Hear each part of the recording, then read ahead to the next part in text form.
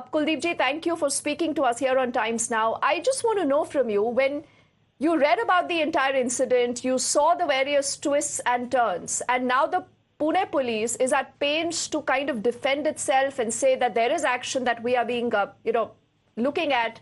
Is this good enough, sir? Has the police, has the system not failed the family of the victims who are still very skeptical that there's going to be any kind of justice for them? In this case, the system has not broken down, but the policemen who were there to take cognizance of it, and the judiciary, the tribunal, which was meant to go into depth into this entire episode, into the entire case, the accident, the causes of it, they did their job very perfectly without trying to understand the spirit of the law. They tried to benefit the juveniles who otherwise behave totally like an adult, and the judge who let him off with funny sort of accountability like that, he write an essay and all that. That was a matter of laughing stock all over. Had the social media and the media in general not spoken about it in the manner in which it did, this case would have been wrapped up. Nobody would have bothered about it. And the two young persons who were killed because of this boy's deliberate act of killing two people, that would have gone like any other road accident, which normally doesn't attract major penalties. In this case, everybody, the police and the judiciary should have understood that this boy was driving without license, number one. Number two, he was drunk, and he was under the influence of liquor, and he had gone to the pub where he was served, and which was not authorized because he was underage for that. Then he had overspeeded, and that sort of speed of 240 kilometers per hour would have killed, if not these two young boy and girl, it could have killed anybody else also.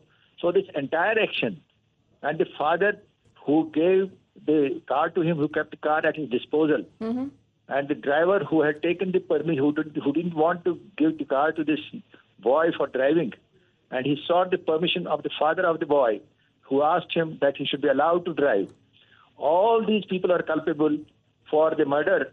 In this case, initially the case was taken as a case of normal road accident to death due to negligence. Later on, it was converted into 304, that is culpable homicide. But if you ask me frankly, all actions preceding this accident were such which attracts a charge of 302 murder, because all the preceding occurrences, like this boy going to pub, drinking against the law, then doesn't have license, still driving. Third, driving under influence of liquor. Fourth, driving at very high speed, which could kill anybody. And it killed two persons. Oh, yes. So all actions were there to ensure that somebody gets killed. So it is not a death amounting to murder, but it is a murder in which the boy, his father, and some action should be taken against the person who gave him that mild, who let him off with some sort of warning or some advisory. He needs also to be taken to task. Okay. That will set the system right on its correct rail. All right, Kuldeep Khoda ji, the former DGP of Jammu and Kashmir, I think there is a lot of angst also in how you speak today, and we identify with that sentiment, sir. Thank you so much for speaking to us on Times Now, and I think anyone that you speak to today about the incident will tell you exactly what you've just heard from our guest. But clearly, will the system be held accountable? Will the loopholes be plugged? Will all those people who were actually allowing this juvenile to walk away free, will they be booked? All these are questions that we'll keep asking, but also important now to just piece together, different issues in the story. How did the killer Brad actually end up behind the wheels of the Porsche? What really happened that night? Now, we are told that this killer brat had told his grandfather that he was going to a party with his friends who had just passed the class 12th exams. Now, then he receives the Porsche keys, a credit card to pay for the party. So, you saw that happening. He then drives the Porsche to these pubs while his driver is tailing him. When he comes out after the party at this pub, then there is something that he rakes up a huge amount in a short space of time. He's looking inebriated, and hence the driver then tells his father that this is a situation. The driver, remember, had driven the Porsche out of the parking, but the brat insists on driving, and his father actually acceded. He agreed to it. So the driver then gets into the passenger seat while the brat is driving. His friends sit in the back.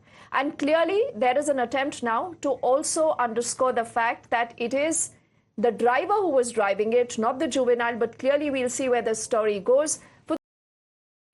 If you like this video, then like, share and subscribe to ET Now.